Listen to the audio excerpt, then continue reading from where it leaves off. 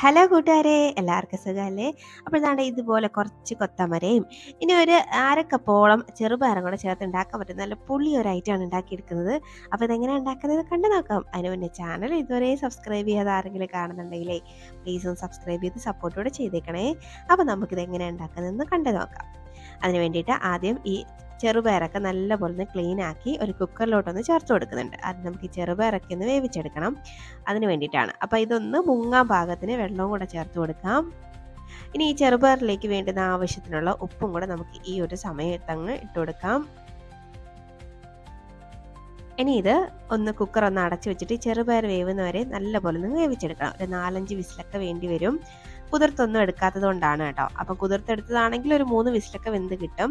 ഇനി ഇത് നമുക്ക് അടുപ്പത്തേക്ക് മാറ്റാം. അതൊന്ന് വെന്ത് വരുന്ന സമയം കൊണ്ട് നമുക്കൊരു പാൻ ഒന്നെടുത്ത് അടുപ്പത്തേക്ക് വെച്ചിട്ട് അതിലേക്ക് ഒരു 2-3 ടേബിൾ സ്പൂണോളം കോക്കനട്ട് ഓയിൽ ഞാനൊന്ന് ചേർത്ത് കൊടുക്കുന്നുണ്ട്.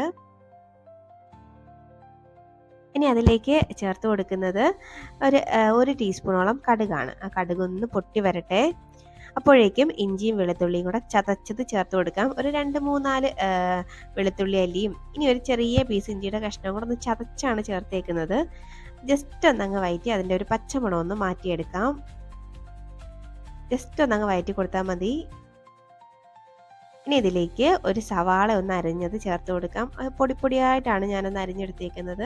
ഇതുപോലൊക്കെ ഒന്ന് അരിഞ്ഞെടുത്താൽ മതി. ഇനി എരിവിന് വേണ്ടിയിട്ട് ഒരു പച്ചമുളകും കൂടെ ഇതിലേക്ക് ചേർത്ത് കൊടുക്കാം. ഞാനൊരു പച്ചമുളകേ ചേർക്കുന്നുള്ളൂ. നിങ്ങളുടെ എരിവിനനുസരിച്ച് കൂട്ടേ കുറയ്ക്കുകയൊക്കെ ചെയ്യാം കേട്ടോ. ഇനി ജസ്റ്റ് ഒന്നങ്ങ് വഴറ്റിയെടുക്കാം. ഒരുപാട് നേരമൊന്നും ഇട്ട് കളർ മാറുന്ന രീതിയിലൊന്നും വഴറ്റണ്ട. ജസ്റ്റ് ഒന്ന് വഴറ്റിയെടുത്താൽ മതി. ഒന്ന് വെന്ത് വരണം, അത്രേ ഉള്ളൂ.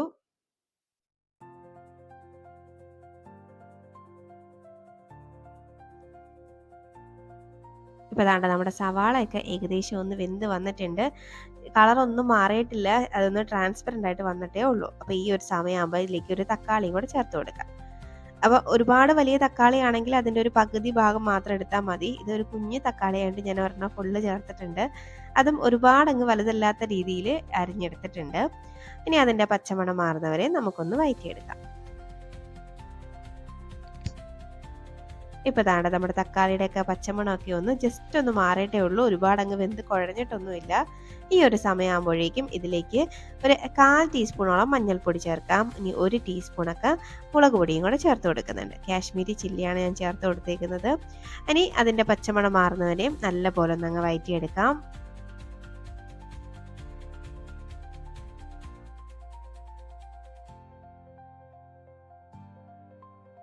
ഇപ്പോൾ ദാണ്ട നമ്മുടെ മുളക് പൊടിയുടെയും മഞ്ഞൾപ്പൊടിയുടെ ഒക്കെ ആ ഒരു പച്ചമണമൊക്കെ ഒന്ന് മാറി നമ്മൾ ഒഴിച്ചു കൊടുത്ത എണ്ണയൊക്കെ ഒന്ന് തെളിഞ്ഞ് വന്നിട്ടുണ്ട്. ഈ ഒരു സ്റ്റേജ് എത്തുമ്പോഴേക്കും കുറച്ച് അമരയ്ക്ക അല്ലെങ്കിൽ കൊത്തമര എടുത്ത് ഒന്ന് അരിഞ്ഞ് ചേർത്ത് കൊടുത്തിട്ടുണ്ട്. ഇതേപോലാണോ ഒന്ന് അരിഞ്ഞെടുത്തേക്കുന്നത്.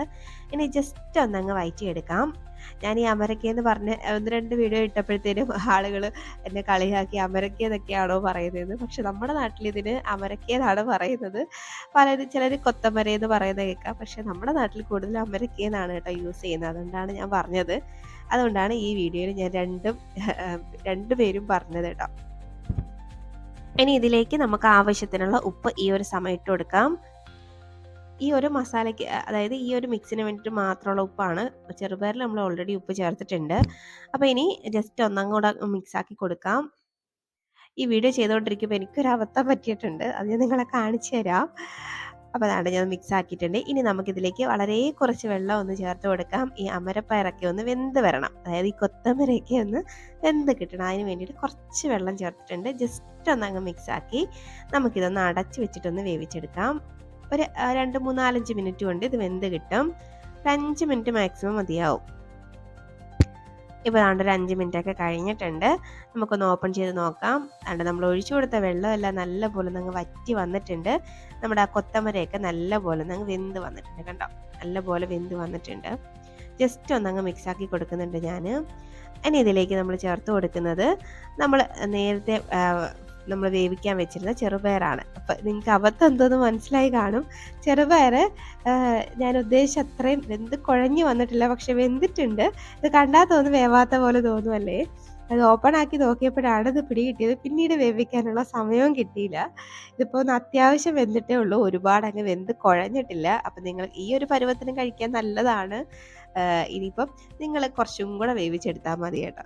ജസ്റ്റ് മിക്സാക്കി വീണ്ടും നമുക്കിതൊന്ന് അടച്ച് വെച്ചിട്ട് വേവിച്ചെടുക്കുക. കുറച്ച് സമയം അവിടെ നിന്ന് വേവട്ടെ. ഇപ്പോൾ ദാണ്ടെ ഒരു 10 മിനിറ്റ് കഴിഞ്ഞിട്ടുണ്ട്. അങ്ങനെ നമ്മൾ ടേസ്റ്റി ആയിട്ടുള്ള നമ്മുടെ ഒരു കൊത്തമര ചെറുപയർ തോരൻ അല്ലെങ്കിൽ മെഴുക്കുവരട്ടിന്നോ ഒക്കെ പറയാം. ഇവിടെ റെഡി ആയിട്ട് വന്നിട്ടുണ്ട്. നല്ല പൊളി ഒരു ഐറ്റമാണ് കേട്ടോ. അപ്പോൾ ഈ കൊത്തമരയൊക്കെ കഴിക്കാൻ ഇഷ്ടമല്ലാത്തവർക്ക് ഇതുപോലെ ചെറുപയർ ചേർത്തൊന്ന് ഉണ്ടാക്കി കൊടുത്തു നോക്ക്. പൊള്ളിയാണ്. നല്ല ടേസ്റ്റിയാണ് കേട്ടോ. പിന്നെ പറയണ്ടല്ലോ, നല്ല ഹെൽത്തിയും ആണ് ഈ 2 സംഭവങ്ങളും. അപ്പോൾ നിങ്ങൾ ഉണ്ടാക്കി നോക്കിയിട്ട് അഭിപ്രായം പറയാൻ മറക്കരുത്. അതുപോലെ വീഡിയോ ഇഷ്ടമായ ലൈക്ക് ചെയ്യാനും മറക്കരുത്. ഇനിയൊരു റെസിപ്പിയുമായിട്ട് വീണ്ടും കാണാം. അതുവരേക്കും ബൈ. Thanks for watching.